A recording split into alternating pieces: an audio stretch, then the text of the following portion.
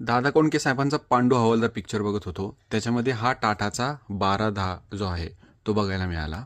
यामध्ये Tata मोटर्सने Mercedes Benz सोबत partnership करून भारतामध्ये 1210 हा ट्रक लॉन्च केला होता. यामध्ये 100 ते 120 HP पॉवर जी आहे ती जनरेट होत होते.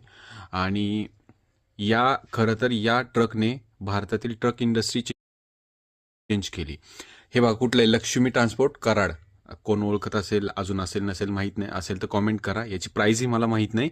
पण याच्यानंतर 1210D हा ट्रक अस्तित्वात आला आणि त्यांनी देखील भारतामध्ये धुमाकूळ घातला.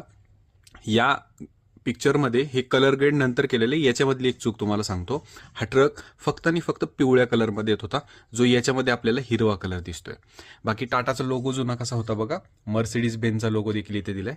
ही माहिती तुम्हाला कशी वाटली कॉमेंटमध्ये नक्की सांगा. आणि असेच काही इंटरेस्टिंग माहिती मी शेअर करत राहील, त्यामुळे फॉलो करायला विसरू नका.